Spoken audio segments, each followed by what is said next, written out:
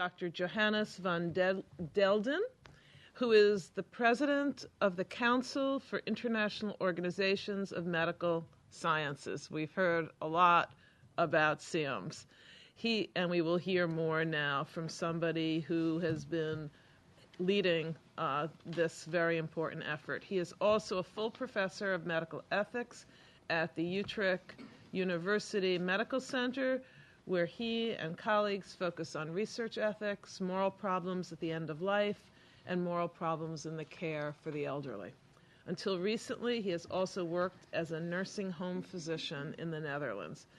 Dr. van Delden was one of the principal researchers for the Remelink, have I got that right, committee? Yes, you did. Which completed a major study of medical decisions at the end of life and also served as secretary of the International Association of Bioethics.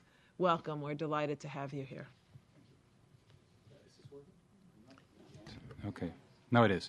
And of course, I would like to thank you for the invitation to CIOMS and to be able to say a few words here in 10 minutes. And for a non-native speaker, that is a challenge. Yes, well, I'm basically doing, of course, something of the same nature as the previous speaker, explaining how do I go forward?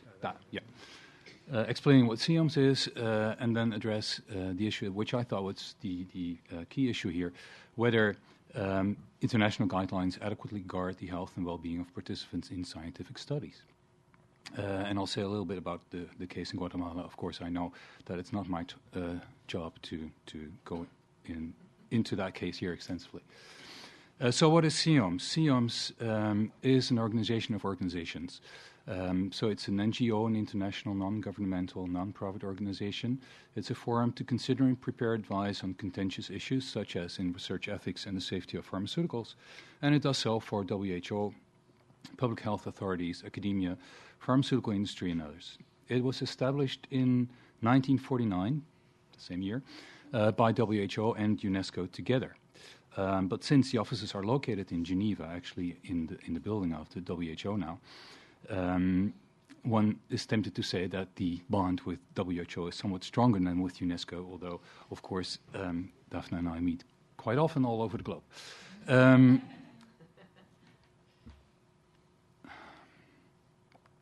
Who is CIOMS?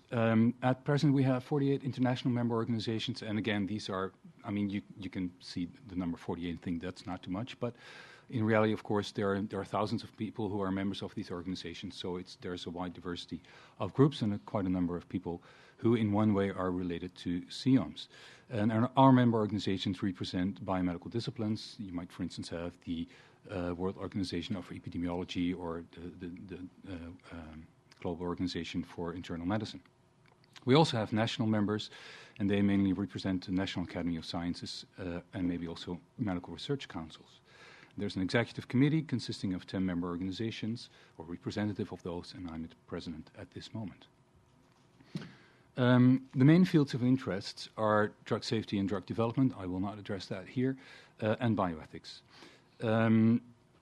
I was told, that is, I wasn't young. I was too young to notice back then myself. But it was said that ethics was a subject too sensitive at that time for WHO in the 70s, and that was a reason to ask CIOMS to indicate how the Helsinki Declaration, which indeed had a major revision in 1975, could be applied, particularly to developing countries.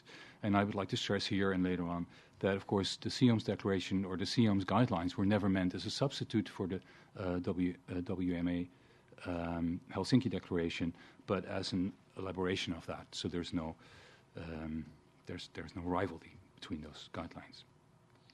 This process started in the 70s and ended in 1982 when the guidelines on biomedical research were published, and indeed they now contain something like 100 pages, so quite correct.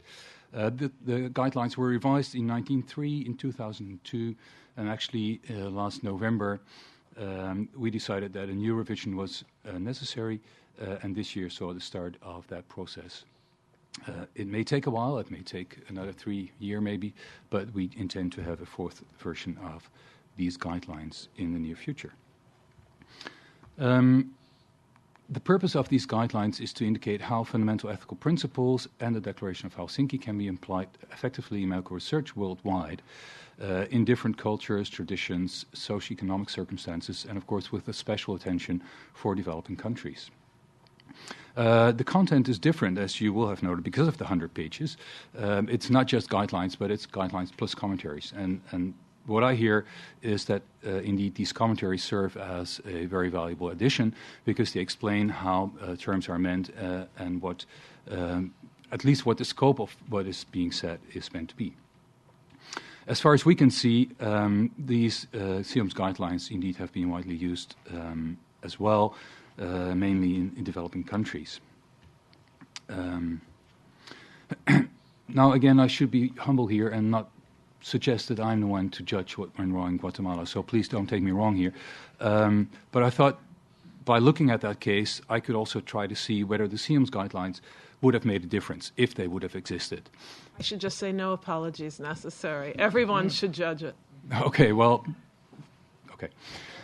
And I used the Bellman principles as a way of structuring this. As far as I can see, and this is not meant to be a limitative list, what went wrong, amongst other things, is that participants were merely used as a means to further science, that no informed consent was sought, obviously, that deception was there, that participants were deliberately harmed, there was no trial to have fair subject selection. Participants were the well-known, available, and contained. And of course, there was no fair share of benefit, at least not on the individual level. It is notable that some benefits were there for the institutions and for the country, but not for the individuals. So supposing, and this is of course a mind game and not reality, but supposing the CIOMS guidelines would have been there, what would they have said? Well, they would have pointed to guidelines 4 to 7 and say, well, you need to show respect for autonomy, and there are a number of pages on informed consent, so that would have covered that. And of course, there are also guidelines on how to include non-autonomous persons in scientific research. So that may have addressed those participants in Guatemala. There's a lot of talk on the balancing of risks and benefits, which actually is a very difficult issue. But the most important contribution, I think, would be on justice. And the CIOMS guidelines would point to things like the responsiveness to health needs. You cannot do research in a place if it's not responsive to the health need of that population. There should be a reasonable availability of the drug, if it's a drug, if it's proven effective. Of course, the choice of control would have been addressed, and the equitable distribution of burdens and benefits over groups would have been a matter for discussion within this non-existing research ethics guideline committee, if it would have existed. So in one way, we can think, well, that's okay. If the CIOMS guidelines would have existed, they would have covered at least some of the issues and maybe pointed to what went wrong and maybe had prevented that. But I'm a little bit more pessimistic than that. Because the truth is, and that is going to be my conclusion, sorry, I'll have to move 2 slides here, that actually what's going on, and I'm sure that the distinguished commissioners will be very much aware of that indeed research ethics is a field in which discussion continues. It's not settled. If I again use the Bellman principles, I can say that there is still a lot of discussion going on how to improve informed consent. There is evidence. The evidence is not very widely used, I should say. There is a continuing discussion on the level of risk acceptable in non-therapeutic research with non-autonomous participants, children, for example. And is it just minimal or a minor increase over minimal or just something else? It continues.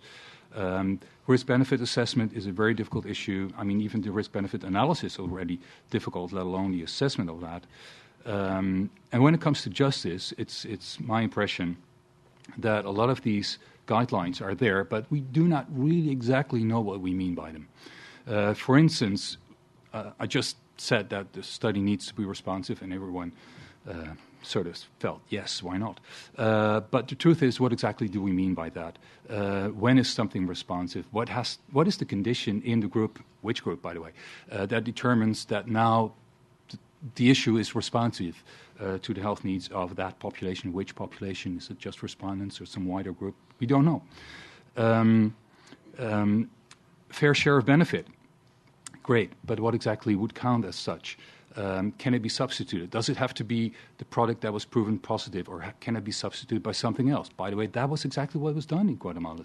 I mean, some of the benefits that were provided never benefited the participants, but other groups did benefit, almost.